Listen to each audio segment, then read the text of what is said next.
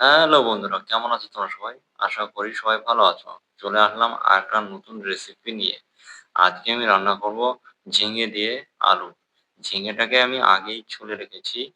এখন আমি শুধু এটাকে সাইজ মতন কেটে নেব। সাইজ মতন কাটা হলে এটাকে জলে দিয়ে দেবো। এরপরে আমি কাটবো আলু। আলুটাকে আমি আগেই ছুলে রেখেছি। ছুলে ধুয়ে রেখেছিলাম। এখন আমি এটাকে সাইজ মতন কেটে নেব। আগেই ছুলে রাখলে ভিডিওটা লম্বা হয় না। আর খুব তাড়াতাড়ি কাজটা হয় তার জন্যে। তো আলু কাটা হয়ে গেছে। এখন আমি কাটবো পেঁয়াজ। পেঁয়াজটাকে কুচি, কুচি করে কাটবো। মানে লম্বালম্বি করে আরকি। এভাবেই মূলত সবাই পেঁয়াজ কাটে আমি যতটা জানি। আমি মাত্র ২ টো পেঁয়াজ নিয়েছি। এই ২ টো পেঁয়াজই আমি কুচি, কুচি করে কাটবো। এখান থেকে আর্ধেক পেঁয়াজ আমি দিয়ে দেবো মিক্সিতে। মিক্সিতে এটাকে দিয়ে পিষে নেবো আর্ধেক পেঁয়াজ। কেননা পেঁয়াজ বাটা দিলে আমার একটু ভালো লাগে তার জন্যে। আর ১ টুকরো পেঁয়াজ আছে। পেঁয়াজটাকে ১ম এ ছুলে-টুলে সব রেডি করে রেখেছি, যাতে কাটতে যেন তাড়াতাড়ি হয়। এখন আমি কাটবো টমেটো। টমেটোটা ধুয়ে নেওয়া হয়ে গেছে। টমেটোটাকে আমি স্লাইস ভাবে কাটবো।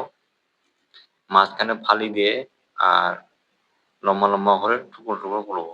টমেটো এভাবে কেটে নিলেই কিন্তু ব্যাস, টমেটো আর মানে ছোট করার কোনো দরকার নেই। এর থেকে বড়, বড় কাটলেও চলে।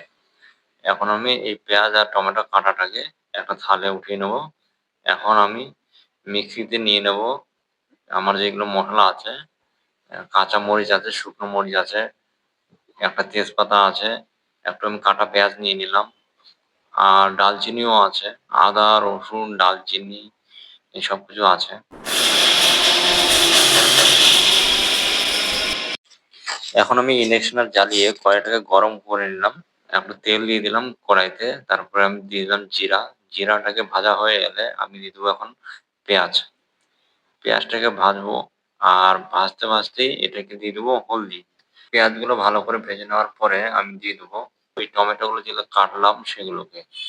আমি কিন্তু টমেটোগুলো আগেই দিয়ে দিই। আর টমেটোগুলো যাতে তাড়াতাড়ি গলে ওইজন্য আমি দিয়ে দিলাম লবণ।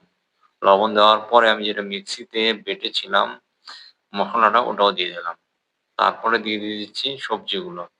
সবজিগুলোকে ভালো করে কাঁচা কষানি করে তারপরে দিয়ে দেবো মসলার যে জলটা ছিল সেটা। তারপরে এটাকে ১০ মিনিটের জন্য ঢেকে দেবো। ১০ মিনিট হয়ে গেছে। এখন আমি দেখবো যে তরকারিটা কেমন হচ্ছে। এটাকে ভালো করে কষিয়ে নেবো যাতে একটু ভাজা, ভাজা টাইপের হয়। তারপরে দিয়ে দেবো জল। পরিমাণ মতন জল দেওয়ার পরে এটাকে বুটবুট হয়ে যাওয়ার মানে আরেকবার গরম হবে, বুটবুট হবে তখন এটাকে নামিয়ে নেবো।